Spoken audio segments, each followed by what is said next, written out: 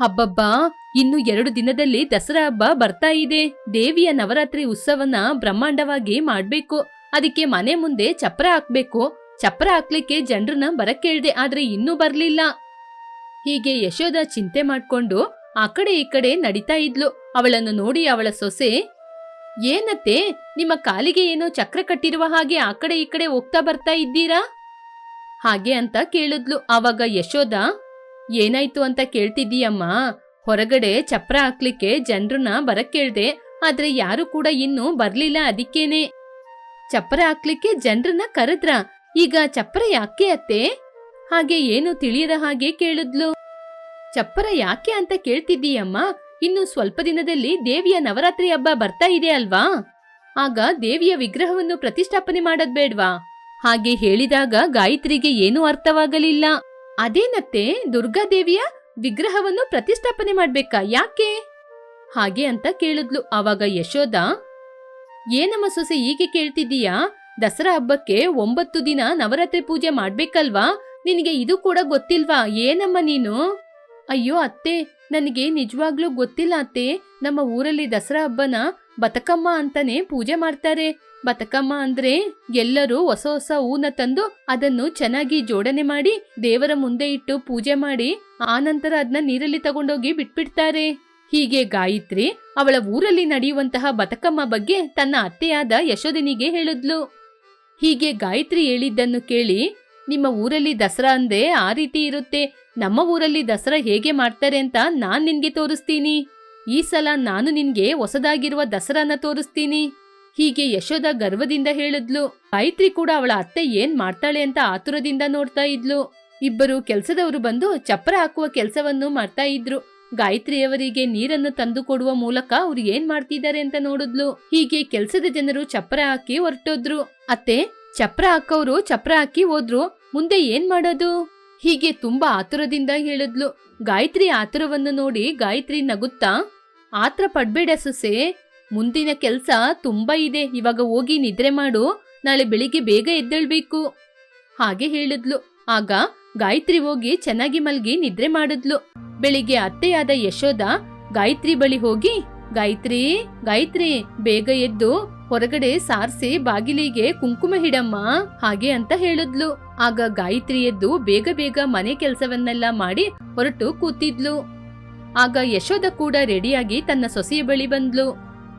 ಬಾಮ ಸೊಸೆ, ಹೋಗೋಣ ಹಾಗೆ ಹೇಳಿದಾಗ ಅವರು ಹೊರಗೆ ಬಂದ್ರು. ಅವರ ಮುಂದೆ ಎತ್ತಿನ ಗಾಡಿ ಬಂತು. ಸೊಸೆ ಎತ್ತಿನ ಗಾಡಿಯನ್ನು ನೋಡಿ, ಅತ್ತೆ, ಏನತ್ತಿದೆ ಎತ್ತಿನ ಗಾಡಿ? ಆಗ ಯಶೋದ ನಗುತ್ತಾ, ಗಾಯತ್ರಿ, ನಿನಗೆ ಆತ್ರ ಜಾಸ್ತಿ ಕಣೆ, ಸ್ವಲ್ಪ ಹೊತ್ತು ನನ್ ಜೊತೆ ಏನು ಕೇಳ್ಬೇಡ, ಏನು ಅಂತ ನೀನೇ ನೋಡ್ತೀಯಾ, ನಾನ್ ತೋರಿಸ್ತೀನಿ. ಹೀಗೆ ಗಾಯತ್ರಿ ತನ್ನ ಅತ್ತೆ ಹೇಳಿದ ಹಾಗೆ ಹೋಗಿ ಗಾಡಿಯಲ್ಲಿ ಕೂತ್ಕೊಂಡ್ಲು. ಆ ನಂತರ ಅವರ ಊರಿನವರು ಕೂಡ ಸ್ವಲ್ಪ ಜನ ಬಂದು ಗಾಡಿಯಲ್ಲಿ ಕೂತ್ಕೊಂಡ್ರು. ಗಾಡಿ ಹತ್ತಿರ ಇರುವ ಪಟ್ಟಣಕ್ಕೆ ಹೋಯಿತು. ಅಲ್ಲಿ ಪಟ್ಟಣದಲ್ಲಿ ತುಂಬಾ ವಿಧ ವಿಧವಾದ ದುರ್ಗಾದೇವಿಯ ವಿಗ್ರಹಗಳಿತ್ತು. ಗಾಯತ್ರಿ ಅದನ್ನು ನೋಡಿ ಸಂತೋಷಪಟ್ಲು. ಆಹಾ, ಎಷ್ಟು ಚೆನ್ನಾಗಿದೆ ಅತ್ತೆ ತಾಯಿಯ ವಿಗ್ರಹ ಹಾಗೆ ಹೇಳಿ ಅದನ್ನು ನೋಡ್ತಾ ಇರುವಾಗ ಯಶೋದ ಗಾಯತ್ರಿ ಬಳಿ, ಗಾಯತ್ರಿ, ಇಷ್ಟೊಂದು ವಿಗ್ರಹ ಇದೆ ಅಲ್ವಾ, ಅದ್ರಲ್ಲಿ ನಿನ್ಗೆ ಯಾವ್ದು ಇಷ್ಟ ಅಂತ ನೋಡಿ ಹೇಳು ಹಾಗೆ ಹೇಳಿದಾಗ ಗಾಯತ್ರಿ ಅಲ್ಲಿರುವ ವಿಗ್ರಹವನ್ನು ನೋಡಿ ಅದರಲ್ಲಿ ಅವಳಿಗೆ ಇಷ್ಟವಾದ ವಿಗ್ರಹವನ್ನು ತನ್ನ ಅತ್ತೆಯಾದ ಯಶೋದನಿಗೆ ತೋರಿಸಿದ್ಲು. ಆ ನಂತರ ಯಶೋದ ಗಾಯತ್ರಿ ತೋರಿಸಿದ ವಿಗ್ರಹವನ್ನು ತೆಗೆದು ಅದನ್ನು ಗಾಡಿಯಲ್ಲಿ ಇಟ್ಕೊಂಡು ಮನೆಗೆ ವಿಗ್ರಹವನ್ನು ತೆಗೆದುಕೊಂಡು ಬಂದ್ಲು. ಅತ್ತೆ, ಈ ತಾಯಿಯ ವಿಗ್ರಹಕ್ಕೆ ಎಷ್ಟು ದಿನ ಪೂಜೆ ಮಾಡ್ತಿರತ್ತೆ? ಆಗ ಯಶೋದ, 9 ದಿನ ಸೊಸೆ, ನಿನಗೆ ಇದು ಕೂಡ ಗೊತ್ತಿಲ್ವಮ್ಮ? ನಾಳೆ ಬೆಳಿಗ್ಗೆನೆ ತಾಯಿಯ ವಿಗ್ರಹವನ್ನು ಪ್ರತಿಷ್ಠಾಪನೆ ಮಾಡ್ಬೇಕು, ತುಂಬಾ ಕೆಲ್ಸ ಇದೆ ಹಾಗೆ ಹೇಳಿ ಕೆಲಸ ಮಾಡಲು ಹೋದ್ಲು ಯಶೋದ. ಯಶೋದನ ನೋಡಿ ಗಾಯತ್ರಿ ಕೂಡ ತನ್ನ ಅತ್ತೆಗೆ ಸಹಾಯ ಮಾಡೋಣ ಅಂತ ಹೋಗಿ ಕೆಲಸ ಮಾಡಿದ್ಲು. ಅತ್ತೆ, ನನಗೆ ಒಳ್ಳೆ ನಿದ್ರೆ ಬರ್ತಾ ಇದೆ, ನಾನು ಹೋಗಿ ನಿದ್ರೆ ಮಾಡ್ತೀನಿ ಹಾಗೆ ಹೇಳಿದ್ಲು. ಆವಾಗ ಯಶೋದ, ಏನಮ್ಮ ಸೊಸೆ, ನಿನಗೆ ಅಷ್ಟು ಬೇಗ ನಿದ್ರೆ ಬರ್ತಿದ್ಯಾ? ಇವತ್ ರಾತ್ರಿ ನಿದ್ರೆನೇ ಮಾಡ್ಬಾರ್ದು. ನನಗೆ ಒಂದು ಒಳ್ಳೆ ಸೊಸೆ ಬಂದ್ರೆ ತಾಯಿಯ ವಿಗ್ರಹವನ್ನು ಪ್ರತಿಷ್ಠಾಪನೆ ಮಾಡಿ ಪೂಜೆ ಮಾಡ್ತೀನಿ ಅಂತ ಬೇಡ್ಕೊಂಡೆ. ನಾಳೆ ವಿಗ್ರಹವನ್ನು ಪ್ರತಿಷ್ಠಾಪನೆ ಮಾಡುವಾಗ ನೈವೇದ್ಯ ಮಾಡ್ಬೇಕಲ್ವಾ, ಅದಕ್ಕೆ ತುಂಬಾ ತಿಂಡಿಗಳನ್ನು ಮಾಡ್ಬೇಕಲ್ವಾ, ಬಾ ಹೋಗಿ ಮಾಡೋಣ. ಹೀಗೆ ಯಶೋದ ಆ ದಿನ ರಾತ್ರಿ ಇಡೀ ಗಾಯತ್ರಿ ಕೈಯಿಂದ ತಿಂಡಿಗಳನ್ನು ಮಾಡಿಸಿದ್ಲು. ಹೀಗೆ ಬೆಳಿಗ್ಗೆನೆ ಪುರೋಹಿತರನ್ನು ಕರೆಸಿ ದುರ್ಗಾದೇವಿಗೆ ಪೂಜೆಯನ್ನು ಮಾಡಿಸಿದ್ರು ಅತ್ತೆ ಮತ್ತು ಸೊಸೆ. ಹೀಗೆ ಅತ್ತೆ ಮತ್ತು ಸೊಸೆ ರಾತ್ರಿ ಇಡೀ ಕಷ್ಟಪಟ್ಟು ಮಾಡಿದ ತಿಂಡಿಗಳನ್ನು ದೇವರಿಗೆ ಇಟ್ಟು ನೈವೇದ್ಯ ಮಾಡಿದ್ರು. ಅತ್ತೆ, ದುರ್ಗಾದೇವಿಯ ಪ್ರತಿಷ್ಠಾಪನೆ ಮಾಡಿ ಆಯ್ತಲ್ಲ, ನಾನೋಗಿ ಬದುಕಮ್ಮನ ಮಾಡ್ಲಾ? ರಾತ್ರಿ ನಾವೆಲ್ಲ ಸೇರಿ ಆಡೋಣ? ಹೀಗೆ ತುಂಬಾ ಸಂತೋಷದಿಂದ ಕೇಳಿದ್ಲು. ಆವಾಗ ಯಶೋದ, ಬದುಕಮ್ಮನ? ಯಾರಮ್ಮ ಇಲ್ಲಿ ಅದ್ನೆಲ್ಲ ಆಡ್ತಾರೆ? ಬದುಕಮ್ಮ ಯಾರು ಆಡೋದಿಲ್ಲ, ನೀನು ಪ್ರತಿದಿನ ತಾಯಿಗೆ ಪೂಜೆ ಮಾಡ್ತಿರು ಸಾಕು ಹಾಗೆ ಹೇಳಿ ಅಲ್ಲಿಂದ ಹೊರಟೋದ್ಲು. ಆ ಮಾತನ್ನು ಕೇಳಿ ಗಾಯತ್ರಿ ತುಂಬಾ ಬೇಜಾರ್ ಮಾಡ್ಕೊಂಡ್ಲು. ಅವಳು ಸಣ್ಣ ವಯಸ್ಸಿನಿಂದ ಪ್ರತಿ ವರ್ಷ ಕೂಡ ದಸರಕ್ಕೆ ಬದುಕಮ್ಮನ ಮಾಡಿ ಆಡ್ತಾ ಇದ್ಲು. ಅವಳಿಗೆ ಬದುಕಮ್ಮ ಅಂದ್ರೆ ತುಂಬಾ ಇಷ್ಟ. ಆದ್ರೆ ಅಲ್ಲಿ ಯಾರು ಕೂಡ ಬದುಕಮ್ಮನ ಮಾಡೋದಿಲ್ಲ ಅಂತ ಚಿಂತೆ ಮಾಡಿದ್ಲು. ಹೀಗೆ ಅತ್ತೆ ಸೊಸೆ ಇಬ್ರು ಸೇರಿ ಪ್ರತಿದಿನ ಸಂಜೆ ಬೆಳಿಗ್ಗೆ ಅಂತ ದುರ್ಗಾದೇವಿಗೆ ಪೂಜೆ ಮಾಡ್ತಿದ್ರು. ಆದರೆ ಸೊಸೆ ಮುಖದಲ್ಲಿ ಕಲೆ ಇಲ್ಲದ ಕಾರಣ ಯಶೋದ ಸೊಸೆ ಬಳಿ ಬಂದು, ಅಮ್ಮ ಗಾಯತ್ರಿ, ಯಾವಾಗ್ಲೂ ನಗ್ನಗ್ತಾ ಮಾತಾಡ್ತಾ ಇರುವ ನೀನು ಇವಾಗ ಈಗಿರೋದು ನನಗೆ ಇಷ್ಟ ಆಗಿಲ್ಲ. ನಾನು ದಸರಾ ಅಂದ್ರೆ ಏನು ಅಂತ ನಿನಗ್ ತೋರಿಸ್ದೆ, ನೀನು ಬತಕಮ್ಮ ಅಂದ್ರೆ ಏನು ಅಂತ ನನಗ್ ತೋರ್ಸು ಹಾಗೆ ಅಂತ ಹೇಳಿದ್ಲು. ಆ ಮಾತನ್ನು ಕೇಳಿ ಗಾಯತ್ರಿ ಮುಖದಲ್ಲಿ ಸಂತೋಷ ಬಂತು. ತಕ್ಷಣ ಗಾಯತ್ರಿ, ಅತ್ತೆ, ಬತಕಮ್ಮನ ಹೇಗೆ ಮಾಡ್ತಾರೆ ಅಂತ ಗೊತ್ತಾ? ಎಷ್ಟು ಹೂಗಳಿಂದ ಅಲಂಕಾರ ಮಾಡ್ತಾರೆ ಅಂತ ಗೊತ್ತಾ? ಹಾಗೆ ಹೇಳಿ ಗಾಯತ್ರಿ ತನ್ನ ಅತ್ತೆನ ಕರ್ಕೊಂಡು ಪಕ್ಕದಲ್ಲಿರುವ ತೋಟಕ್ಕೆ ಹೋಗಿ ವಿಧ ವಿಧವಾದ ಹೂಗಳನ್ನು ಕುಯ್ಕೊಂಡ್ಬಂದು ಬತಕಮ್ಮನನ್ನು ಮಾಡಲು ಗಾಯತ್ರಿ ಆ ಹೂಗಳಿಂದ ದೊಡ್ಡ ಬತಕಮ್ಮವನ್ನು ಮಾಡಿದ್ರೆ ಯಶೋದ ಸಣ್ಣ ಬತಕಮ್ಮವನ್ನು ಮಾಡ್ತಾ ಇದ್ಲು. ಹಬ್ಬ ಸೊಸೆ, ಬತಕಮ್ಮನ ಮಾಡಿ ಆಯ್ತು, ಮುಂದೆ ಏನ್ ಮಾಡೋದು ಹಾಗೆ ಕೇಳಿದಾಗ ಗಾಯತ್ರಿ, ಇನ್ನು ಏನಿಲ್ಲತ್ತೆ, ಬತಕಮ್ಮನ ದೇವ್ರ ಮುಂದೆ ಇಟ್ಟು ಪೂಜೆ ಮಾಡಿ ಅದರ ಸುತ್ತ ಸುತ್ತಿ ಚಪ್ಪಳೆಯನ್ನು ಮಾಡ್ಬೇಕು. ಹೀಗೆ ಅತ್ತೆ ಸೊಸೆ ಇಬ್ರು ಬತಕಮ್ಮವನ್ನು ತಗೊಂಬಂದು ಪೂಜೆ ಮಾಡಿ ರಸ್ತೆಯಲ್ಲಿ ಇಟ್ಟು ಚಪ್ಪಳೆ ಹಾಕುತ್ತಾ ಅದರ ಸುತ್ತ ಸುತ್ಕೊಂಡು ಆಡ್ತಾ ಇದ್ರು. ಅದನ್ನು ನೋಡಿದ ಊರಿನ ಜನಗಳು, ಯಶೋದಮ್ಮ, ನಿಮ್ಮ ಬತಕಮ್ಮ ಆಟ ಚೆನ್ನಾಗಿದೆ, ನಾವು ಬರ್ತೀವಿ ಹಾಗೆ ಅಂತ ಹೇಳಿ ಅವರು ಕೂಡ ಬಂದು ಬತಕಮ್ಮ ಸುತ್ತ ಸುತ್ತಿ ಆಟವನ್ನು ಆಡಲು ಆರಂಭಿಸಿದ್ರು. ಹೀಗೆ ಇದು ಎಲ್ಲರಿಗೂ ಇಷ್ಟವಾಯಿತು. ಹೀಗೆ ಪ್ರತಿದಿನ ಬೆಳಿಗ್ಗೆ ಬೇಗ ಎದ್ದು ತಾಯಿಗೆ ಪೂಜೆ ಮಾಡಿ ಆನಂತರ ಎಲ್ಲರೂ ಸೇರಿ ಬತಕಮ್ಮವನ್ನು ರಸ್ತೆಯಲ್ಲಿಟ್ಟು ಅದರ ಸುತ್ತ ಆಡ್ತಾ ಇದ್ರು. ಹೀಗೆ 9 ದಿನವಾಯಿತು. ಗಾಯತ್ರಿ, ಇವತ್ತೇ ಕೊನೆ ದಿನ, ಇವತ್ತು ದೇವಿಯ ವಿಗ್ರಹವನ್ನು ನೀರಲ್ಲಿ ಬಿಟ್ಟು ಬರ್ಬೇಕು, ಬತಕಮ್ಮ ಬೇಡ ಹಾಗೆ ಹೇಳಿದ್ಲು. ಆ ಮಾತನ್ನು ಕೇಳಿ ಗಾಯತ್ರಿ ತುಂಬಾನೇ ದುಃಖಪಟ್ಲು. ಆಗ ಅವಳಿಗೆ ಒಂದು ಆಲೋಚನೆ ಬಂತು. ತಕ್ಷಣ ಅತ್ತೆಯ ಬಳಿ ಹೋಗಿ, ಅತ್ತೆ, ನನಗೆ ಒಂದು ಆಲೋಚನೆ ಬಂತು. ಹೇಗಿದ್ರು ತಾಯಿಯ ವಿಗ್ರಹವನ್ನು ತಗೊಂಡೋಗಿ ನೀರಲ್ಲಿ ಬಿಡ್ಬೇಕು ತಾನೆ, ಆಗ ಬದುಕಮ್ಮನ ಕೂಡ ತಗೊಂಡೋಗಿ ಆಡುತ್ತಾ ನೀರಲ್ಲಿ ಬಿಡೋಣ. ಈ ಆಲೋಚನೆ ಅತ್ತೆಗೆ ಕೂಡ ಇಷ್ಟವಾದ ಕಾರಣ ದೇವಿಯ ವಿಗ್ರಹವನ್ನು ತೆಗೆದುಕೊಂಡು ಹೋಗುವಾಗ ಬತಕಮ್ಮನನ್ನು ಇಟ್ಟು ಆಡುತ್ತಾ ದೇವಿಯ ವಿಗ್ರಹ ಜೊತೆಗೆ ಅದನ್ನು ಕೂಡ ನೀರಲ್ಲಿ ಸಂತೋಷದಿಂದ ಬಿಟ್ಟು ಬಂದ್ರು. ಸಿಟಿಯಲ್ಲಿ ತುಂಬಾ ಗೌರವದಿಂದ ಸಾಂಪ್ರದಾಯಿಕವಾಗಿ ಬದುಕುತ್ತಿರುವ ಸುಮಿತ್ರಾ ಅವಳ ಮನೆಯ ಮುಂದೆ ಫೋನಲ್ಲಿ ಮಾತಾಡ್ತಿದ್ಲು. ಏನ್ ತಿಳ್ಕೊಬೇಡಿ ಮಾಧವಯ್ಯನವರೇ, ಈ ಸಲ ಊರಲ್ಲಿ ನಡೀತಾ ಇರುವ ಜಾತ್ರೆಗೆ ನಾವ್ ಯಾರು ಬರಕ್ಕಾಗೋದಿಲ್ಲ. ನಮ್ಮ ಊರಿಗೆ ಮೀಟಿಂಗ್ ಒಂದಿದೆ. ನಾವು ಬರದಿದ್ರೂ ಪರವಾಗಿಲ್ಲ, ನಿಮಗೆ 1 ಲಕ್ಷ ರೂಪಾಯಿನ ಕಳ್ಸಿಕೊಡ್ತೀವಿ. ನೀವು ಜಾತ್ರೆಯನ್ನು ತುಂಬಾ ಸಂತೋಷವಾಗಿ ಮಾಡಿ, ನಮ್ಮ ಕಡೆಯಿಂದ ನಿಮ್ಗೆ 1 ಲಕ್ಷ ಕಳಿಸ್ತೀನಿ ಹಾಗೆ ಹೇಳಿ ಕಾಲ್ನ ಕಟ್ ಮಾಡಿದ್ಲು. ಆಗ ಅವಳ ಗಂಡನಾದ ಕೃಷ್ಣರಾಜು ಬಂದ. ಸುಮಿತ್ರಾ, ಮಾಧವಯ್ಯನವರು ಕಾಲ್ ಮಾಡಿದ್ರಾ? ಹೌದು ರೀ, ಕಾಲ್ ಮಾಡಿದ್ರು. ಇಷ್ಟೊತ್ತು ಅವ್ರ ಜೊತೆನೆ ಮಾತಾಡ್ತಿದ್ದೆ. ಜಾತ್ರೆಗೆ ಬರಕ್ಕಾಗೋದಿಲ್ಲ ಅಂತ ಹೇಳ್ದೆ ಕಣ್ರಿ, ಆದ್ರೂ ಅವರು ಕೇಳ್ದೆ ಕಾಲ್ ಮೇಲೆ ಕಾಲ್ ಮಾಡ್ತಿದ್ದಾರೆ. ಬರಕ್ಕೆ ಆಗೋದಿಲ್ಲ ಅಂದ್ರು ಕೇಳೋದಿಲ್ಲ ರೀ. ನಾವು ಅಂದ್ರೆ ಅವರಿಗೆ ಎಷ್ಟೊಂದು ಗೌರವ ಅಲ್ವಾ? 1 ಲಕ್ಷ ರೂಪಾಯಿ ಕೊಡ್ತೀವಿ ಅಲ್ವಾ ಸುಮಿತ್ರಾ, ಆಮೇಲೆ ನಮ್ಮ ಮೇಲೆ ಗೌರವ ಇರೋದೇ ಇರುತ್ತಾ? ನನಗೂ ಕೂಡ 2 ಸಲ ಕಾಲ್ ಮಾಡಿದ್ರು. ಅಷ್ಟು ದೊಡ್ಡವರು ನಮ್ಗೆ ಅಷ್ಟು ಸಲ ಫೋನ್ ಮಾಡಿ ಬನ್ನಿ ಅಂತ ಕರಿತಾ ಇದ್ದಾರೆ. ನಾವು ಹೋಗದಿದ್ರೆ ಚೆನ್ನಾಗಿರೋದಿಲ್ಲ ಅಲ್ವಾ ಸುಮಿತ್ರಾ? ಹಾಗಾದ್ರೆ ನಾನೊಬ್ಳೆ ಹೋಗಿ ಬರದಾ? ಇಲ್ಲದಿದ್ರೆ ನೀವು ಬನ್ರಿ, ಇಬ್ರು ಹೋಗಿ ಬರೋಣ. ನಾವಿಬ್ರೇ ಮಾತ್ರ ಹೋಗ್ಲಿಕ್ಕೆ ನಾವೇನು ಹೊಸದಾಗಿ ಮದ್ವೆ ಆಗಿರುವವರಾ? ನಮಗೆ ಸೊಸೆ ಇದ್ದಾಳೆ, ಮಗ ಇದ್ದಾನೆ. ಆಗ ಸುಮಿತ್ರಾ ಅಹಂಕಾರದಿಂದ ಬಂದ್ಲು. ನಿಮ್ಮ ಸೊಸೆ ಮುಖಕ್ಕೆ ಕಪ್ಪಾಗಿರುವ ಮಸಿ ಬಳಸ್ಕೊಂಡು. ಸುಮಿತ್ರಾ, ನಮ್ಮ ಸೊಸೆ ಕಪ್ಪಾಗಿದ್ರು ಅವಳ ಮುಖದಲ್ಲಿ ಲಕ್ಷಣ ಇದೆ. ಇವಾಗ ಯಾಕೆ ನೀನು ಕಲರ್ ಬಗ್ಗೆ ಎಲ್ಲ ಮಾತಾಡ್ತಿದ್ದೀಯಾ? ರಾಮಯ್ಯನವರು ಜಾತ್ರೆಗೆ ಬನ್ನಿ ಅಂತ ಕರೆದ್ರು ಅಲ್ವಾ, ಹೋಗಿದ್ರೆ ಚೆನ್ನಾಗಿರುತ್ತೆ. ಸೊಸೆ ಬಂದ್ಮೇಲೆ ಹೋಗುವಂತಹ ಮೊದಲನೇ ಜಾತ್ರೆ ಇದು. ಹ್ಯಾಂಡ್ಸಮ್ ಆಗಿರುವ ನಮ್ಮ ಮಗನ ಕರ್ಕೊಂಡೋಗೋದಾದ್ರೆ ನಾನ್ ಬರ್ತೀನಿ. ಹೀಗೆ ಕಪ್ಪಾಗಿರುವ ಸೊಸೆನ ಕರ್ಕೊಂಡೋಗಿ ನನ್ ಮರ್ಯಾದೆ ತೆಗೆಯೋದಾದ್ರೆ ನಾನ್ ಬರದಿಲ್ಲ ಅಂದ್ರೆ ಬರದಿಲ್ಲ. ನಾನು ಆ ಊರಿಗೆ ಹೋದಾಗೆಲ್ಲ ಎಲ್ಲರೂ ಒಂದು ದೇವತೆ ಬಂದ ಹಾಗೆ ನನಗೆ ಎದ್ದು ಕೈ ಮುಗಿದು ಚೆನ್ನಾಗಿ ಮಾತಾಡ್ಸಿ ಚೆನ್ನಾಗಿ ಗೌರವ ಕೊಟ್ಟು ಎಲ್ಲರೂ ನನ್ನನ್ನು ಚೆನ್ನಾಗಿ ಮಾತಾಡ್ಸ್ತಾರೆ. ಇವಾಗ ಕೂಡ ಅದೇ ರೀತಿ ಇರ್ತಾರೆ ಸುಮಿತ್ರಾ. ನಿಮಗೇನ್ರಿ, ನೀವು ಏನ್ ಬೇಕಾದ್ರೆ ಹೇಳ್ತೀರಾ. ಊರಿಗೋದ್ರೆ ಏನ್ ನಡೆಯುತ್ತೆ ಅಂತ ನನಗ್ ಮಾತ್ರ ಗೊತ್ತು. ಸುಂದರವಾದ ನನ್ನ ಮಗನಿಗೆ ಅತಿಲೋಕ ಸುಂದರಿಯನ್ನು ಮದುವೆ ಮಾಡಿ ನಿಮ್ಮ ಮುಂದೆ ಕರ್ಕೊಂಬಂದ್ ನಿಲ್ಸ್ತೀನಿ. ಅತ್ತೆ ಸೊಸೆ ಇಬ್ರು ನಾವು ಸಂತೋಷದಿಂದ ಇರ್ತೀವಿ ಅಂತ ಎಲ್ಲರ ಜೊತೆ ಹೇಳಿ ಬಂದಿದ್ದೀನಿ ಕಣ್ರಿ. ಆದ್ರೆ ಕಪ್ಪಾಗಿರುವ ಸೊಸೆ ನನ್ ಮನೆಗೆ ಬಂದಿದ್ದಾಳೆ. ಆ ದೇವ್ರು ನನ್ ಬಾಯಿಗೆ ದೊಡ್ಡ ಬೀಗಾನೆ ಹಾಕ್ಬಿಟ್ಟಿದಾನೆ. ಇಲ್ಲಿ ನೋಡು ಸುಮಿತ್ರಾ, ಕಪ್ಪಾಗಿದ್ದಾಳೆ ಅಂತ ಸುಮತಿನ ಪದೇ ಪದೇ ಹೇಳ್ಬೇಡ. ಅವಳಿಗೆ ಕೇಳಿದ್ರೆ ಬೇಜಾರಾಗುತ್ತೆ. ಮದ್ವೆ ಅನ್ನೋದು ನಮ್ ಕೈಯಲ್ಲಿ ಇಲ್ಲ ಅಲ್ಲ ಸುಮಿತ್ರಾ, ಅದು ಸ್ವರ್ಗದಲ್ಲಿ ನಿಶ್ಚಯವಾಗಿರೋದು. ನಾವು ಮಾತ್ರ ಏನ್ ಮಾಡಕ್ಕಾಗುತ್ತೆ? ಏನಾದ್ರೂ ಹೇಳಿ ನನ್ ಬಾಯಿನ ಮಾತ್ರ ಮುಚ್ತೀರಾ. ಆದ್ರೆ ಆ ಕಪ್ಪಾಗಿರುವ ಸೊಸೆನ ಮಾತ್ರ ಈ ಮನೆಯಿಂದ ಓಡ್ಸಿ ಅಂತ ಹೇಳಿದ್ರೆ ನೀವು ನನ್ ಮಾತಿಗೆ ಬೆಲೆನೇ ಕೊಡೋದಿಲ್ಲ.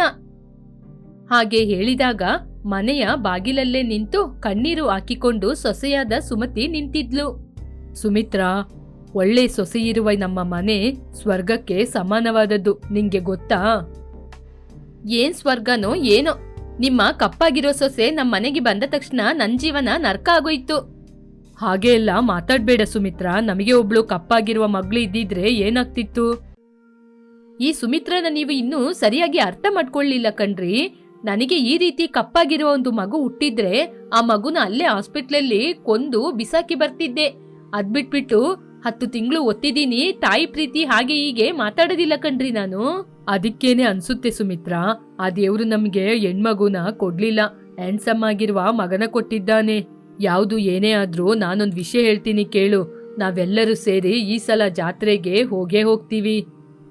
ಹೀಗೆ ಕೃಷ್ಣರಾಜ ಕಣ್ಣೀರು ಹಾಕಿಕೊಂಡು ನಿಂತಿರುವ ತನ್ನ ಸೊಸೆ ಬಳಿ ಬಂದು ಹೀಗೆ ಹೇಳಿದ. ನಿನ್ನ ಅತ್ತೆಯ ಹೊಟ್ಟೆ ದಗದಗ ಅಂತ ಕುದಿತಾ ಇದೆ. ಹೋಗಿ ಈ ಜ್ಯೂಸ್ ಕೊಡು, ಅವಳ ಹೊಟ್ಟೆ ತಣ್ಣಗಾಗುತ್ತೆ. ಹಾಗೆ ಹೇಳಿ ಅಲ್ಲಿಂದ ಹೊರಟೋದ. ಸುಮತಿ ಕಣ್ಣೀರನ್ನು ಒರೆಸಿಕೊಂಡು ಜ್ಯೂಸನ್ನು ತೆಗೆದುಕೊಂಡು ಅತ್ತೆ ಬಳಿ ಬಂದ್ಲು. ಸುಮಿತ್ರಾ ಕೋಪದಿಂದ ಸುಮತಿನ ನೋಡಿದ್ಲು. ಅತ್ತೆ, ಜ್ಯೂಸ್ ತಗೊಳ್ಳಿ ಅತ್ತೆ. ನಿನ್ನ ಕಪ್ಪಾಗಿರುವ ಕೈಯಿಂದ ಏನೇ ಕೊಟ್ರು ನಾನ್ ತಗೊಳ್ಳೋದಿಲ್ಲ, ಹೋಗು. ಸದ್ಯಕ್ಕೆ ನನ್ನ ಕಣ್ಣಿಗೆ ಮಾತ್ರ ಸಿಗದ ಹಾಗೆ ಎಲ್ಲಾದ್ರೂ ಹೋಗು. ಅತ್ತೆ, ನನ್ನ ಬಯ್ಯಕ್ಕಾದ್ರೂ ನಿಮ್ಗೆ ಶಕ್ತಿ ಬೇಕಲ್ವತ್ತೆ? ಈ ಜ್ಯೂಸ್ನ ಕುಡೀರಿ, ಆವಾಗ ನಿಮ್ಗೆ ಶಕ್ತಿ ಬರುತ್ತೆ. ಆಮೇಲೆ ನನ್ನ ಚೆನ್ನಾಗಿ ಬೈಬೋದು ಹಾಗೆ ಅಂತ ಹೇಳಿದ್ಲು.